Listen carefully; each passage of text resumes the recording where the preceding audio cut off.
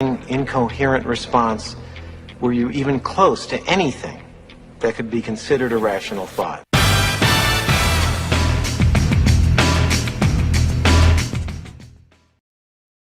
All right, as always, that's just for fun. We always have rational thoughts, sometimes some funny thoughts. Some great thoughts today in today's show for Author Brand. Welcome. My name is Doug Crow, host of the Author Brand Show.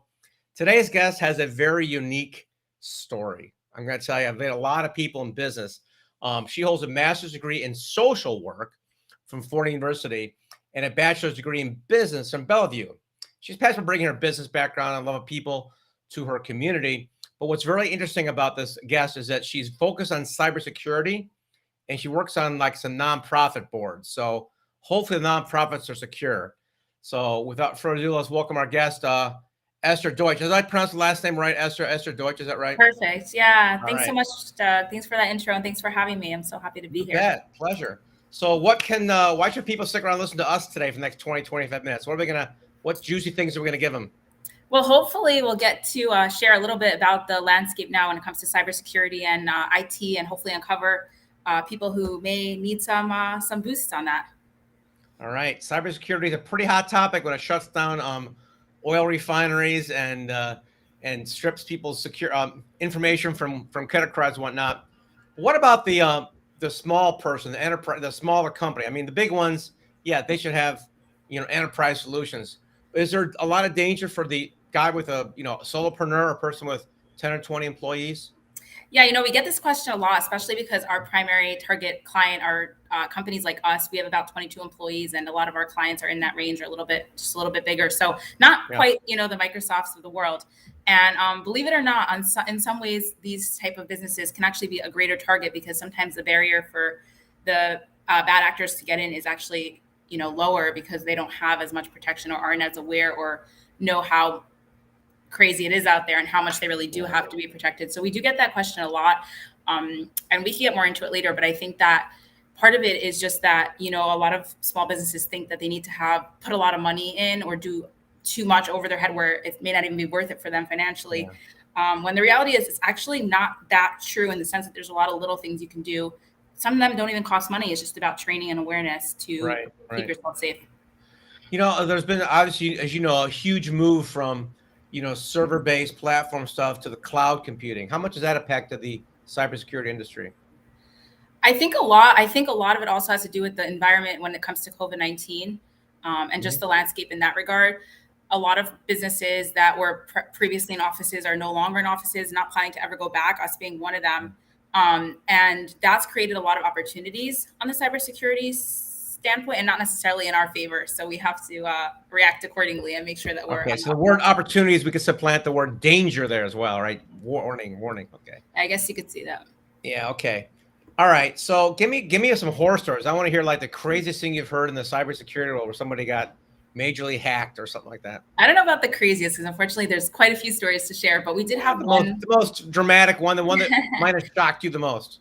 Yeah, thankfully we've never gotten hit. I hate to even say it, but we did have one scenario recently where we had someone in our network who wasn't a client who got hit with a ransomware kind of out of nowhere, and they were sort of smaller, actually, speaking of which, and so they never really thought they had a need, and maybe they really didn't until they got hit. And then they called us and we helped them. Unfortunately, they had to pay the ransom. We had situations previously where we were able to, navigate out of it or not pay that much. We hadn't had any like crazy stories, but wait, hold back up. They had to pay the ransom? They did. They had to pay the ransom. It was an enormous amount of money. I mean, we felt terrible. It was a friend of our CEO, so it was very personal.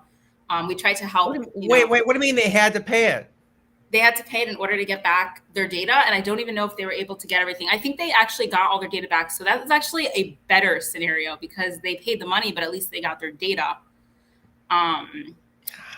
Yeah. And it happens like all the time. That's why I'm like, I could tell you, it's not something that's just like a one-off, unfortunately. And now we're actually working with them to improve their posture. And it's a shame because yes, like our services cost money and it's expensive. It would have been, of course, way cheaper for them to just kind of do that and not pay this amount of money. But I mean, it's one of those gambles. It's like insurance, you don't really know. But we're not mentioning names here. I mean, give me some perspective. Like how much data, how much they had to pay?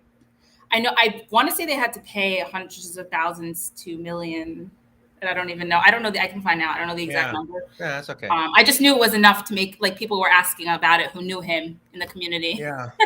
So, I mean, and that could put somebody out of business. I think fortunately for him, they'll get up, they'll get stronger from it, and hopefully they won't get attacked again. But, depending on the size of your company, it could be like disastrous. And we said they stole it, so they had no backup. I mean, how does that work? So they didn't have an IT company of any sort doing anything, which is sort of what we came in to now do. Right.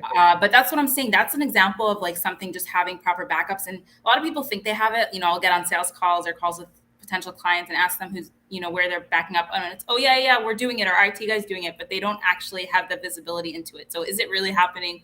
How often? And it's fine until you get hit, and then you got to go retrieve it. You know how it is. And then you're like, oh wait, but you told me you were backing everything up. You weren't backing up my emails too, or 3 months back, or so. Yeah. I mean, at a very micro level, I remember I was traveling once, and I left my laptop on the plane, got off on the jetway, realized it, and they wouldn't let me back on to look for it. I waited out there and waited till everyone got off the plane, and they sent some up there. It was gone. Some cleaning crew had taken it, and I didn't have anything backed up. And I was like, I hadn't cried in public since I was 6, right? So I just lost my whole life.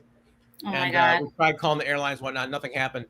But I had this different perspective at my level, right? This is not, for big companies, this is solopreneur stuff. But It was 2 or 3 years of my customers and stuff I've been working on. And the only thing I could do after my tears had dried up was to okay, blank slate, fresh start. Right. No emails to follow up on. If it was important, they'll contact me type of attitude. But now I've got dual backups, cloud and a hard drive backup on my computer. So I got backed up every couple of days in 2 places. So that's good. Yeah. Okay. So what's in terms of securing stuff, what do you recommend for these companies, 20, 30, 50 employees? What should they be doing besides a hard drive backup? Is kind of obvious. What else should they be doing? Sure. So something called MFA, multi-factor authentication, and single sign-on. Besides for increasing security, is also when it comes to managing passwords, which is an easy way for people to get in. You'd be surprised how many people still use passwords or the same password for everything, even if it's a complex one. So we run a webinar a month on different topics. We did one last month on how to use single sign-on and how it works, just to kind of demonstrate what an environment without it looks like and what one with it looks like, to demonstrate the difference and how it helps protect you. So those are just some simple ones. Like I said, there's also a lot of just awareness. I'll tell you, I'm not a technical person. And since working at RCS, there's a lot of things that I do now to protect myself and our environment that I would never have done as a layman, even though I consider myself semi-educated. I like to know things. There's just certain things that I learned from being around technical people and people who are cyber aware by osmosis, but that the layman or your employee that you think knows that. And like I said, I feel like people might think some of these things I would have known just because I have some sort of brain, but you really don't. Just putting a password on my phone, I never, ever had that before. Now that we're working remote, I'm working remote. I mean, I have to have that, and I have a password on my Outlook, and I'm sure there's so much more risk as far as employees that people don't even know exists, because we would have had it, I would be. So. Right. I was talking to somebody just a couple weeks ago about this topic, and I don't know how to hack my way into any of them. I know these guys are really super sophisticated with their algorithms and all that jazz. He said, no, the biggest danger is not technical, it's human. And he gave me this story, which I think you'll appreciate. They were testing the security of this company. They were a company like you saying, we're going to test the security of your company. Okay, fine. We've got our firewalls and our stuff and our encryption. He goes, okay.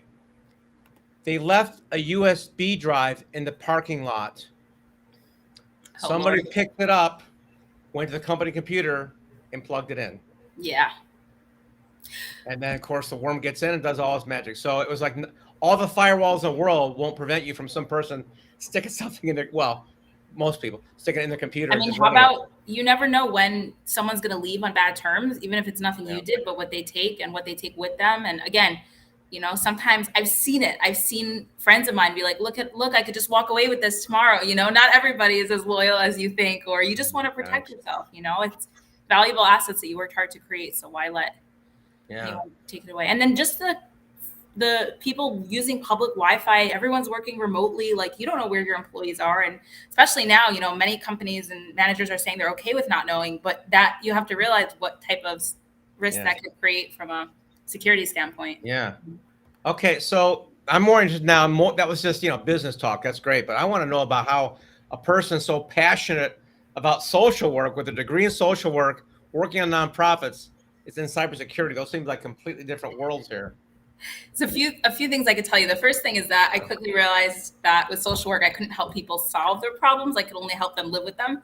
And when it came to tech, I'd watch our amazing technicians answer the phone, get the problem, and resolve it on the spot and complete the ticket. I wanted to complete people's problems. So I figured we could still help people, but in a different way.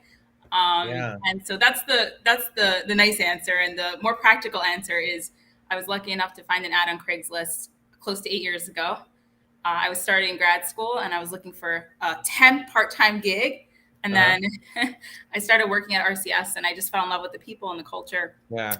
And I stayed ever since. Come on, Esther, let's be honest. There's no money in social work. We know the real. And that's reason number 3. I was just getting there. Oh my gosh. Both my really daughters not. They're way too underpaid. Both my daughters are teachers and they're underpaid. But I know a few friends have had it in social work. It's even horrible. It's like, it's really, really poverty wages. It's crazy. And that's, you don't do it for the money, you do it for the passion, I guess. But if anyone's listening to this that has ins with raising salaries for social workers and teachers, we're all there to advocate. So yeah, I had some friends working with the homeless population, literally taking people off the streets in New York while I was in corporate. So I definitely am grateful for the. It's a very interesting topic to me. I've done a book with a gal who talks about the new currency of leadership, and she outlines like 20 other currencies other than money. All business revolves around the bottom line, the cash flow, the profitability. Nothing wrong with that. That's great. That's the engine that fuels our culture, our society, our industry, our innovations. Wonderful.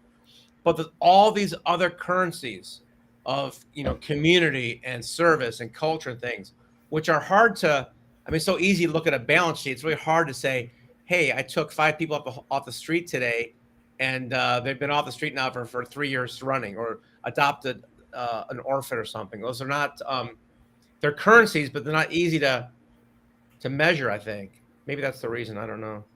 Yeah, no, it's a really good point. I would say too, like, I still am very passionate about the nonprofit work. And like you said, if you want to go in that route with the money, I always felt like I wanted to work a day job, and so I could supplement what I'm doing at night and after hours on the nonprofit side financially. But I also learned really quickly that there was plenty of room for social workers in the tech space, and women in tech and women in cybersecurity and IT is not as common as you would think. And I got to do a lot of advocacy work through the company, which is also one of the reasons I love this company, because they do promote that. Wow, that's a great point. So you're doing the Maya Angelou. You're being the change you want to see there with women in tech. Good for you. Try.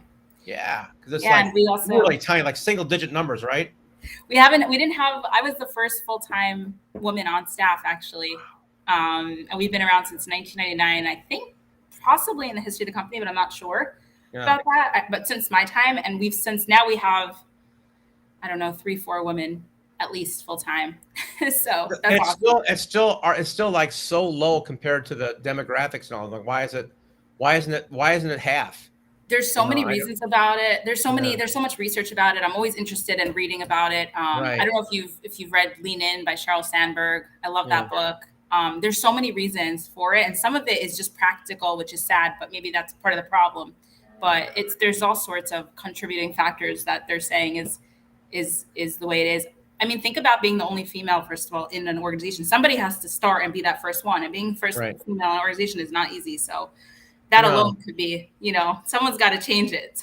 Yeah, absolutely. Good for you. I'm just thinking about that because I'll go down this rabbit hole for a little bit. I mean, there's a lot of, there's always equality of opportunity. I think that's pretty clear in our country. We've had, women vice presidents. We've had female people in the military and firefighters, no problem.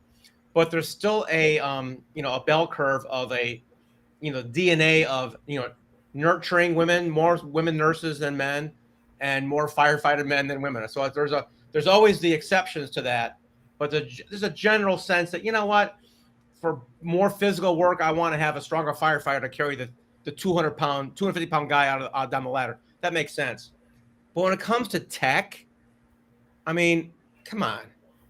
There's absolutely no physical or DNA thing there that would make it why it wouldn't be 50-50. I don't understand it.